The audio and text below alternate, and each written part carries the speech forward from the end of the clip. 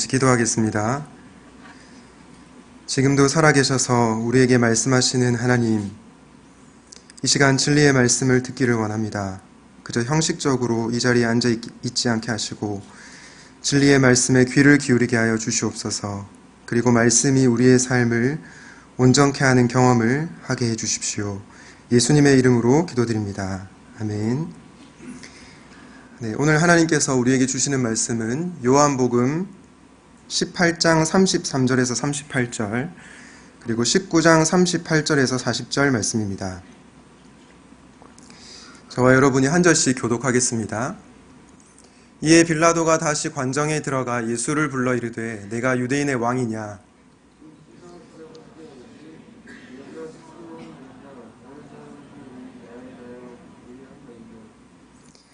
빌라도가 대답하되 내가 유대인이냐? 내 나라 사람과 대제사장들이 너를 내게 넘겼으니 내가 무엇을 하였느냐?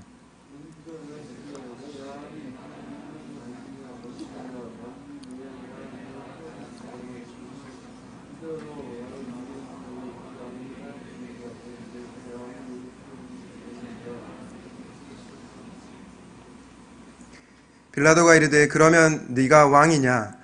예수께서 대답하시되 내 말과 같이 내가 왕이니라.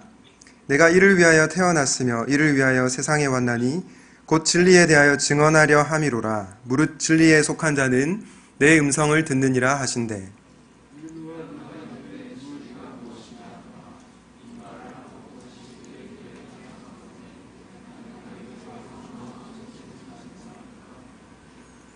아리마대 사람 요셉은 예수의 제자이나 유대인이 두려워 그것을 숨기더니 2일 후에 빌라도에게 예수의 시체를 가져가기를 구하매 빌라도가 허락하는지라. 이에 가서 예수의 시체를 가져가니라.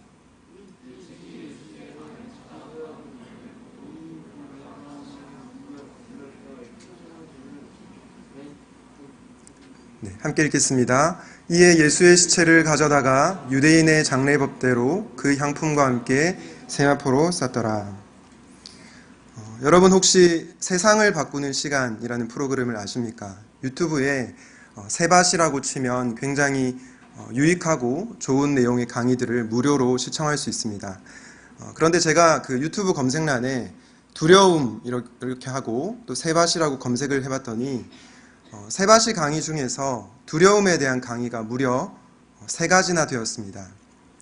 이것을 보면서 이 두려움이라고 하는 주제가 인간의 삶에 정말 밀접한 관련이 있구나, 그리고 우리의 삶에 큰 영향을 미치고 있구나라는 것을 알게 되었습니다. 사실 신자에게도 이 두려움은 피할 수 없는 문제입니다. 두려움 때문에 현실의 문제 앞에서 타협하기도 하고요. 또 두려움 때문에 하나님과의 관계가 종종 멀어지곤 합니다. 그리고 자신의 그런 부족한 모습으로 인해 낙심하고 절망하고 실망하기도 합니다. 그런데 여러분, 한 가지 희소식이 있습니다. 그것은 우리가 그렇게 대단하게 생각하던 사도 바울도 사실은 두려워했던 그런 사람이었다는 겁니다. 고린도 교회에 있을 때 고린도전서 2장 3절에 보면 이런 말씀이 나옵니다. 약하고 두려워하고 심히 떨었노라. 이처럼 바울은 우리와 다를 바 없는 그냥 평범한 한 인간이었습니다.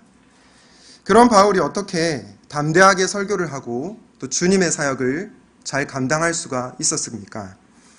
두려움이 많고 약한 자였는데 어떻게 그가 주님의 사역을 감당할 수가 있었습니까? 그 담대함은 바로 주님으로부터 흘러나오는 것이었습니다. 사도행전 13장 말씀에 보면 바울은 총독의 신앙을 방해하려는 마술사 엘루마 앞에서 굉장히 담대하게 말씀을 선포하는 것을 볼 수가 있습니다. 그런데 성경의 기록에 보면 그가 성령이 충만했다라고 기록되어 있습니다. 이를 통해 우리는 주님이 평범한 바울, 두려워하던 바울을 담대하게 했다는 것을 알 수가 있습니다. 사랑하는 여러분, 저는 여러분에게도 인간적인 두려움이 있을 거라는 생각이 듭니다.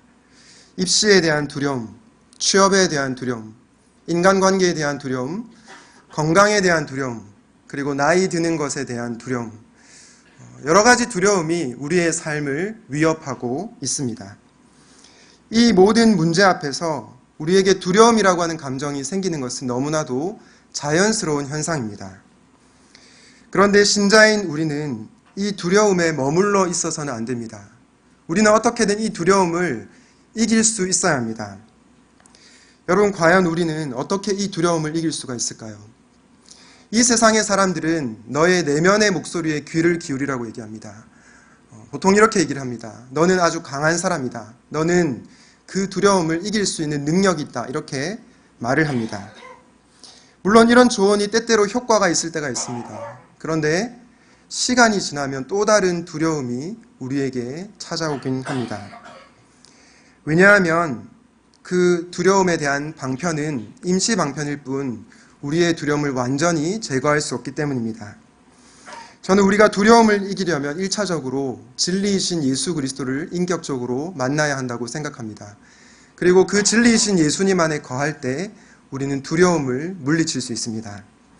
바라기는 진리이신 예수님을 만나고 그분 안에 거함으로 두려움을 이기는 모든 성도님들이 되시기를 우리 주님의 이름으로 축원을 드립니다. 오늘 저는 요한복음 18장과 19장에 나온 빌라도와 아리마대 사람 요셉 그리고 니고데모를 통해 그들이 어떻게 진리 앞에서 반응했는지를 생각해 보고자 합니다. 먼저 빌라도는 어떤 사람입니까? 한 역사가에 따르면 빌라도는 뇌물을 좋아했고 신을 모독했으며 또 사람들에게 공정하지 않은 재판을 한 자로 묘사하고 있습니다. 또 누가복음 13장 1절에 따르면 빌라도는 성전에서 제사를 드리고 있던 갈릴리 사람들을 학살하라고 명령하기도 합니다. 이런 기록들을 보면 우리는 빌라도가 굉장히 악한 인물이구나, 굉장히 나쁜 사람이구나 라는 생각을 하게 됩니다. 그런데 오늘 요한복음 18장과 그 다음에 나오는 19장 말씀을 보면 빌라도의 또 다른 모습이 나타납니다. 18장 38절과 19장 4절과 12절을 제가 한번 부분적으로 읽어보도록 하겠습니다. 다시 유대인들에게 나가서 이르되 나는 그에게서 아무 죄도 찾지 못하였노라. 이는 내가 그에게서 아무 죄도 찾지 못한 것을 너희로 알게 하려 함이로라 하더라. 이러함으로 빌라도가 예수를 놓으려고 힘썼으나, 방금 보신 것처럼 빌라도는 예수님에게서 죄가 없다는 것을 알고 그분을 풀어주려고 노력을 했습니다. 예수님을 적극적으로 죽이려고 하는 유대인들보다 조금은 더 나아 보입니다. 저는 이것을 보면서 빌라도가 단순한 인물이 아니라 양면성을 가진 그리고 복합적인 인물이라는 것을 알게 되었습니다. 그리고 이 빌라도에 대해서 조금 더 자료를 찾아봤는데요. 여러분, 이 빌라도는 도대체 어떠한 사람입니까? 빌라도는 서기 26년에 유대 지방의 총독으로 임명이 됩니다. 티베리우스 황제라고 하는 사람이 그를 임명시켜 주었습니다. 그런데 당시에 유대인들이 다스리는 것이 얼마나 까다로운지 빌라도 전에 여러 명의 총독들이 교체가 되었다고 합니다. 빌라도가 부임하던 날 그의 병사들은 로마 황제 동상을 가지고 예루살렘으로 들어갑니다. 그런데 유대인들은 이 황제의 동상을 치우지 않으면 자기들을 다 죽여버리라고 빌라도에게 저항하고 항의하는 모습을 볼 수가 있습니다. 여러분, 유대인들의 이 기대, 그리고 로마 황실의 기대를 만족시켜야 하는 이 빌라도의 마음이 어땠을까요? 굉장히 힘들었을 겁니다. 이 일을 감당하는 것이 결코 쉽지 않았을 겁니다. 하지만 빌라도는 총독 부임 후에 이 자리를 잘 감당하면 로마의 황실로 들어갈 수 있다고 큰 기대를 했습니다. 그래서 수단과 방법을 가리지 않고 최선을 다해서 일했습니다. 이것을 볼 때 빌라도는 어떤 사람입니까? 그는 지위와 권력에 대한 욕심이, 야심이 있는 사람입니다. 그래서 이전에 교체된 총독들처럼 교체되지 않기 위해서 최선을 다해 일을 했는지 모르겠습니다. 여러분, 그런데 어떻게 보면 우리의 모습과 많이 닮아 있지 않습니까? 우리도 성공하기 위해서, 그리고 가진 것을 잃지 않기 위해서 수많은 노력을 하고 살아갑니다. 미래에 예상하지 못한 일들이 생길 거라는 불안함과 두려움에 빠져서 우리 인생을 스스로 컨트롤하고 싶어 합니다. 하나님을 신뢰하기보다 내 힘으로 인생의 문제들을 해결하려고 하는 것입니다. 이런 점에서 어쩌면 빌라도와 우리의 모습은 큰 차이가 없는지 모르겠습니다. 그런 빌라도에게 난처한 상황이 찾아옵니다. 오늘 본문에 나오진 않지만 18장 30절에 보면 빌라도에게 유대인들이 찾아와서 예수님이 행악자라고 말하며 예수님을 고발하고 있습니다. 이에 대해서 빌라도가 너희 법대로 재판하라 라고 얘기를 합니다. 그러자 유대인들은 자신들에게는 사람을 죽이는 권한이 없다고 얘기합니다.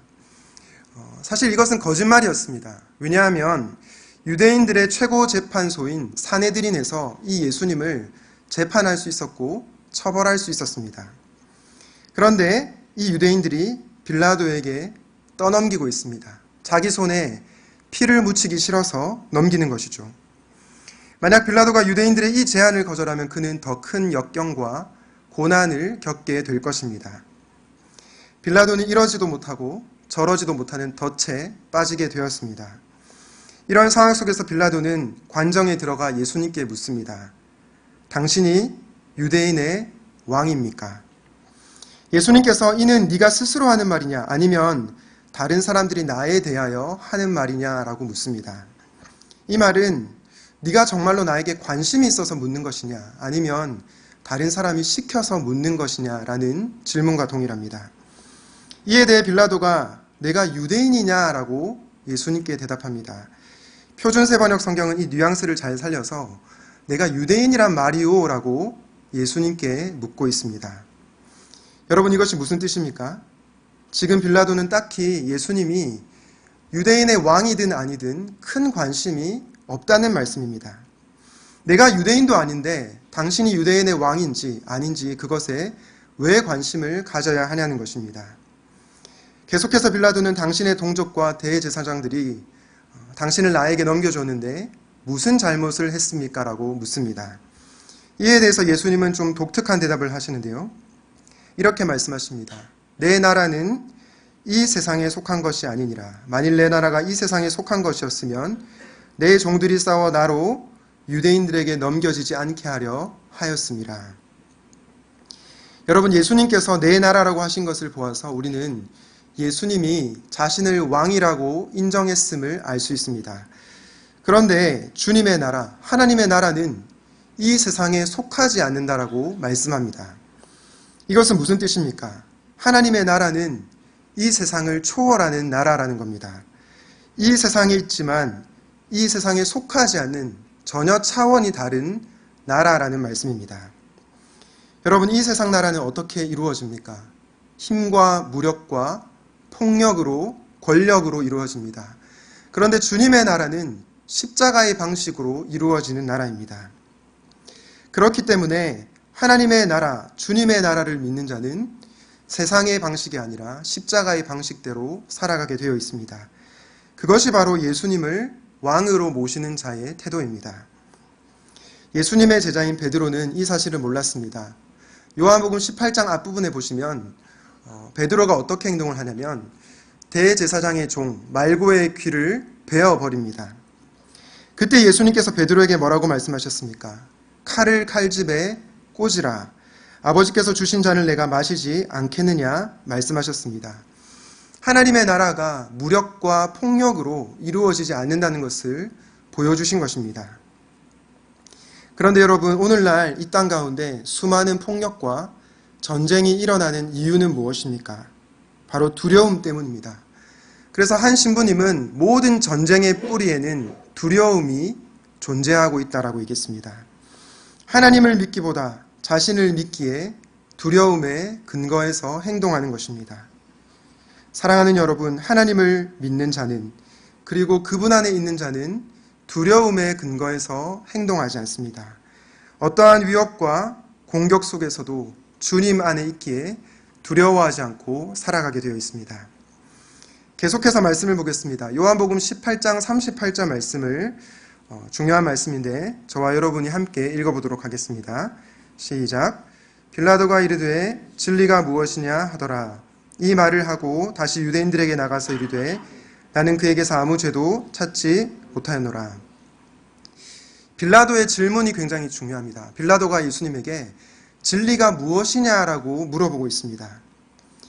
여러분 진리가 무엇이냐라고 물었던 이 빌라도의 마음은 어떠했을까요? 굉장히 냉소적이었을 수 있습니다. 도대체 진리가 뭔데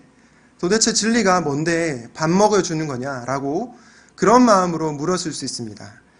혹은 진리에 대해서 조금은 관심이 있었는지 모르겠습니다.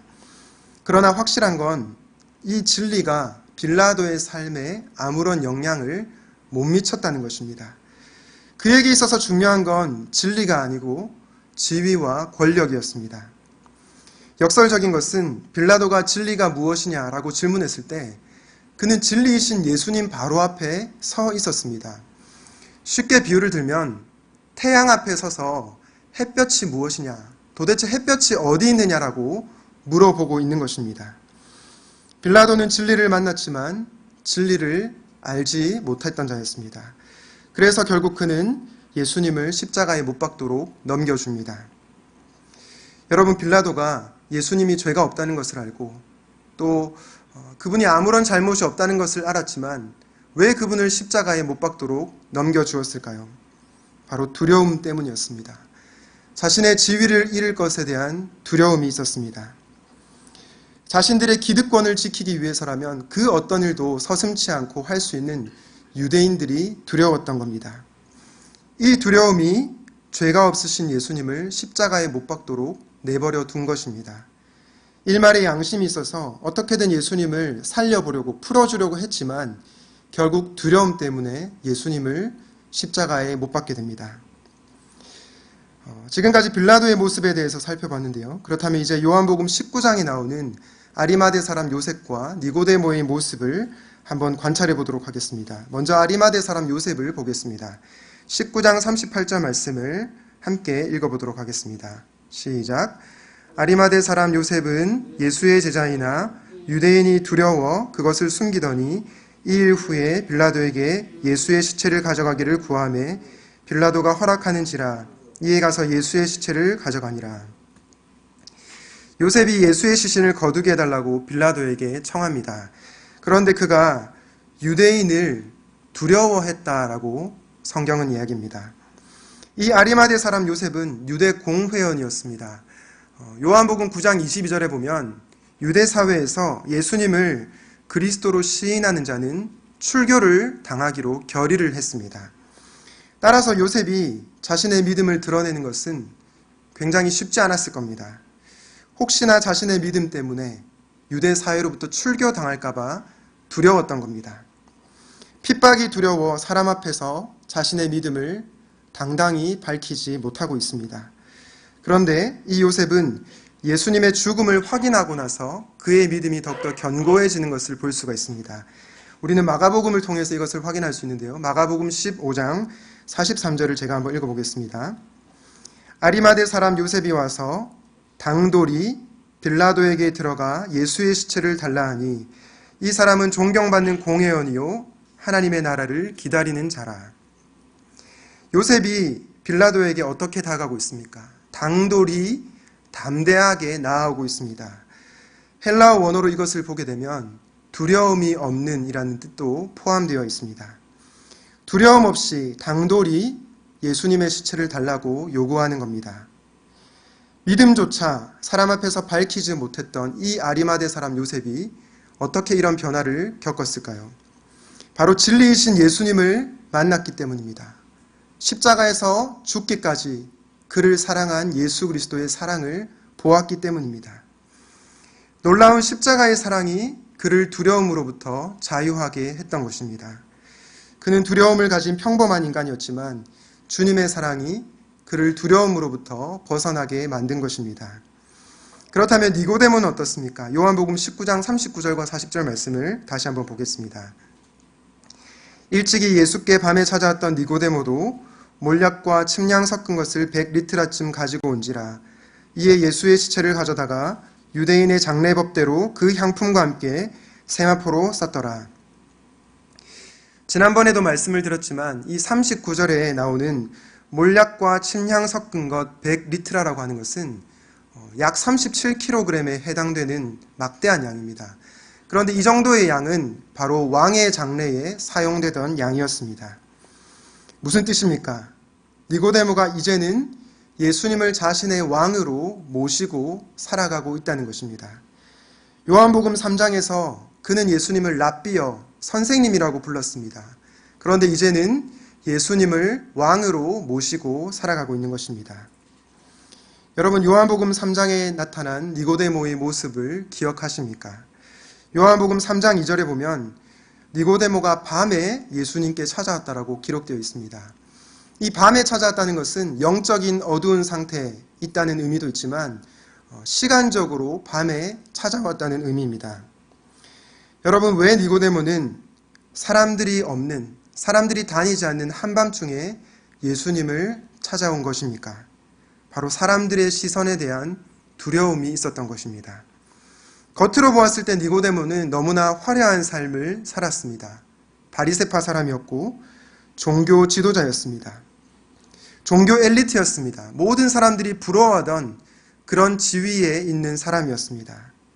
그런데 그의 내면은 뭔가 불안했습니다. 채워지지 않는 갈증에 헤매이고 있었습니다. 높은 지위에 있었지만 그 지위도 그의 텅 빈 마음을 채울 수가 없었던 것입니다. 이런 자신의 마음을 그 누구에게도 보이고 싶지 않았던 것 같습니다. 혹시나 누군가가 자신의 이런 연약함을 알까봐 두려웠습니다. 그래서 예수님을 밤에 찾아간 것입니다. 나이도 많은 유력한 지도자가 젊은 지도자인 예수님을 찾아가는 것이 쉽지 않았을 겁니다. 니고데모는 이처럼 사람들의 시선을 두려워하던 그런 사람이었습니다. 여러분들도 혹시 그렇지 않습니까? 사람들이 나를 어떻게 바라볼까 하는 두려움이 있지는 않습니까? 하나님께서 바라보시는 내 모습 그대로를 인정하지 못하고 다른 사람들의 시선으로부터 두려워 떨고 살아가진 않습니까? 끊임없이 다른 사람들과 나를 비교하며 나는 왜 이런 모습인지 한탄하며 살고 있지는 않습니까? 어쩌면 니고데모의 모습 속에 우리의 모습이 들어있는지 모르겠습니다. 그런데 그렇게 사람들의 시선을 두려워하던 니고데모가 주님을 만나자 변화가 일어나기 시작합니다. 영적 어둠의 상태에서 벗어나 진리이신 예수 그리스도를 따르기 시작합니다. 이제는 사람들의 시선이 중요한 것이 아니라 예수님의 시선이 중요해졌습니다. 그래서 담대하게 왕이신 예수님의 장례를 준비하고 있는 것입니다. 사랑하는 청년 여러분, 그리고 장년 성도 여러분, 인간에게 두려움이라고 하는 감정이 생기는 것이 자연스럽습니다.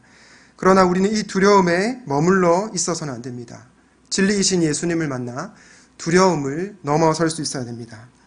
신자가 두려움을 물리칠 수 있는 것은 우리 내면의 목소리에 귀를 기울이는 것이 아니라 하나님의 말씀에 귀를 기울이는 것입니다. 누가복음 12장 4절에서 7절 말씀을 저와 여러분이 한 절씩 교독하도록 하겠습니다. 내가 내 친구 너희에게 말하노니 몸을 죽이고 그 후에는 능히 더 못하는 자들을 두려워하지 말라.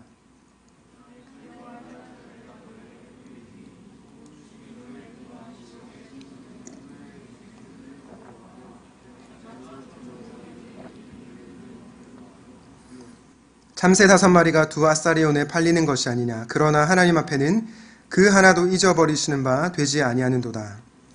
너희에게는 심지어 머리털까지도 다 세신 바 되었나니 두려워하지 말라. 너희는 많은 참새보다 더 귀하니라. 여러분, 이 세상은 두려움을 제거하는 방식을 두려움 그리고 문제를 없앰으로써 두려움을 이겨내라고 얘기합니다. 그런데 성경의 방식은 이것과 좀 다릅니다. 두려움을 제거하는 방식으로 두려움을 이기라고 하지 않고 두려워할 자를 두려워하라고 말씀하고 있습니다. 여러분, 우리 주님은 어떤 분이십니까? 지옥에 던져넣는 권세가 있는 하나님이십니다. 이 땅의 죄와 권세가 아무리 강하다고 해도 예수님을 이길 수는 없습니다. 왜냐하면 이미 예수님께서 죄와 사망 권세를 정복하셨기 때문입니다. 이렇게 능력이 있는, 권세가 있는 예수님께서 우리를 지극히 사랑하십니다. 어떻게 사랑하십니까? 머리털 하나하나까지 다 세십니다. 수많은 참새보다 우리를 더 귀하게 여기십니다. 이처럼 우리 주님은 우리의 삶의 구석구석마다 우리의 삶에 깊이 관심이 있는 하나님이십니다. 이 세상을 창조하시고 죄와 사망 권세를 이기신 이 주님이 우리를 이렇게 사랑하시는데 우리가 어찌 두려워할 수 있겠습니까? 저는 목회자로서 부르심을 대학 졸업 후 받았습니다. 대학 졸업 후 받고 직장 생활을 3년 정도 하다가 30살이 되어서 신학교에 진학했습니다. 사실 다니던 직장을 그만두고 신학교에 가는 것이 쉬운 결정은 아니었습니다. 미래에 대한 두려움이 있었고 또 여러 가지 걱정이 있었습니다. 또 신학생이 이렇게 많은데 한국 교회에 수많은 목회자들이 있는데 굳이 나까지 신학교에 가야 하나 그런 고민을 많이 했습니다. 이런 고민을 하다가 지금 나들목 교회라고 하는 교회를 섬기시는 김영국 목사님이란 분을 만나게 되었습니다. 그리고 목사님에게 이런 고민을 털어놨습니다. 그때 목사님께서 제게 해주신 말씀은 한국에 건강한 교회가 많이 없다. 건강한 교회를 세워주십시오라고 그렇게 부탁을 했습니다. 신학교에 진학할 때도 그렇고 지금도 그렇지만 저의 소망은 이 땅에 건강한 교회를 세우는 것입니다. 물론 제가 세우는 것이 아니라 주님이 세우시지만 그 일에 주님의 도구로 쓰임을 받고 싶습니다. 그런데 시간이 지나고 나이가 들면서 나는 과연 건강한 교회를 세우기 위해서 목회를 하는 것인가? 아니면 먹고 살기 위해서 목회를 하는 것인가? 이런 질문을 계속해서 제 자신에게 던지게 됩니다. 목회가 소명이 아니라 직업이 될 수 있다는 그런 생각이 들 때가 있습니다. 그럴 때마다 저는 처음 신학교에 진학할 때 그 목사님과 대화 나눴던 그 기억을 다시 떠올립니다. 그리고 제가 바른 길을 가고 있는지 아니면 이 세상의 것들이 두려워서 다른 길을 가고 있는지를 돌아보게 됩니다.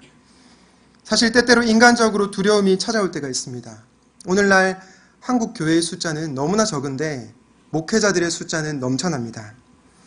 이런 이유로 수많은 목회자들이 개척을 하고 투잡을 뛰면서 생계형 목회를 하기도 합니다. 이런 상황 속에서 어떻게 인간적으로 두려움이 안 생길 수 있겠습니까? 저와 똑같은 두려움은 아니지만 여러분에게도 한 가지씩 두려움이 다 있을 거라는 생각이 듭니다. 입시에 대한 두려움, 취업에 대한 두려움, 자신의 능력을 벗어나는 일에 대한 두려움, 가족 관계에 대한 두려움, 건강에 대한 두려움, 여러 가지 두려움이 우리를 찾아오고 또 이 두려움 때문에 우리가 밤에 잠을 못 이룰 수도 있습니다. 그런데 여러분, 우리가 당면하고 있는 문제와 어려움이 사라지면 이 두려움이 없어질까요? 그렇지 않습니다. 또 다른 종류의 두려움이 찾아옵니다. 우리에게 두려움이 사라지지 않는 궁극적인 이유는 문제가 해결되지 않아서가 아닙니다. 내가 왕이신 예수님을 우리 삶의 중심에, 나의 삶의 중심에 모시고 살지 않기 때문입니다. 내가 두렵고 불안한 이유는 상황 때문이 아니라 예수님이 주시는 깊은 평안 가운데 거하지 못하고 있기 때문입니다. 사랑하는 청년 여러분, 사랑하는 성도 여러분, 신자에게 가장 큰 위기는 무엇입니까? 상황의 어려움이 아닙니다. 가장 큰 위기는 진리에 대한 무관심입니다. 왜냐하면 진리에서 멀어질 때 우리는 두려움이 생기고 불안해지기 때문입니다. 여러분은 빌라도처럼 진리이신 예수님을 바로 눈앞에 두었지만 진리에 대해서 알지 못하고 두려움에 빠져서 살아가시겠습니까? 아니면 아리마대 사람 요셉과 니고데모처럼 진리를 만나 두려움을 넘어 예수 그리스도를 따라가시겠습니까? 종종 힘든 상황에 있는 청년들이 저에게 묻습니다. 목사님, 지금 상황이 지나면 좋은 일이 생기겠죠? 그렇게 묻는 청년들에게 괜찮아질 거야. 이 또한 지나갈 거야. 더 좋은 일이 생길 거야. 라고 정말 마음은 그렇게 대답해 주고 싶습니다. 그런데 그렇게 대답하기가 참 어렵습니다. 왜냐하면 현실이 너무 어렵다는 것을 알고 있기 때문입니다. 오히려 지금 내가 겪고 있는 상황이 좋아지는 것이 아니라 더 힘들어질 수도 있습니다. 그러나 사랑하는 여러분, 저는 이렇게 분명하게 말씀드릴 수 있을 것 같습니다. 절망스러운 현실 가운데서도 진리 안에 거하면 우리는 상황을 뛰어넘는 진정한 평안을 그리고 진정한 자유를 누릴 수가 있습니다. 왜냐하면 성경은 진리가 우리를 자유케 한다고 약속하고 있기 때문입니다. 실존주의 철학자인 키에르케고르라는 분을 아십니까? 이 키에르케고르라고 하는 철학자는 절망과 불안에 대해서 깊은 사색을 한 철학자였습니다. 그런데 이 키에르케고르가 불안이야말로 우리가 자유를 누릴 수 있도록 해준다는 굉장히 역설적인 말을 했습니다. 어떻게 불안이 우리로 하여금 자유를 누릴 수 있도록 합니까? 왜냐하면 우리의 힘으로 통제할 수 없는 불안한 상황 가운데 우리가 절대적인 진리를 찾을 수 있기 때문입니다. 그리고 그 진리가 우리를 자유하게 하기 때문입니다. 그래서 키에르케고르는 이렇게 말합니다. 절망의 반대말은 희망이 아니라 신앙이다. 절망의 반대말은 희망이 아니라 신앙이다. 사랑하는 여러분, 삶이 여러분들을 속일 때 헛된 희망을 품지 마시기 바랍니다. 지금 상황이 지나가면 더 좋은 일이 생길 거야 라는 것은 희망 고문일지 모르겠습니다.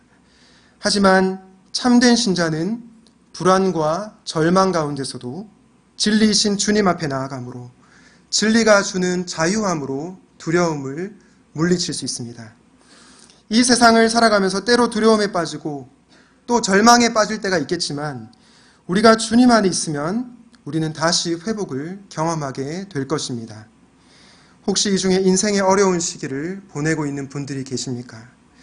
그래서 두렵고 불안하십니까? 그럴 때일수록 진리이신 예수님 안에 거할 수 있기를 바랍니다. 두려움을 이기기 위해서 우리의 힘으로 불가능합니다. 주님의 도우심이 절대적으로 필요합니다. 바라기는 이번 한 주 살아가실 때 두려움을 이기신 진리이신 예수님과 동행하며 믿음의 길을 잘 걸어갈 수 있기를 주님의 이름으로 축원을 드립니다.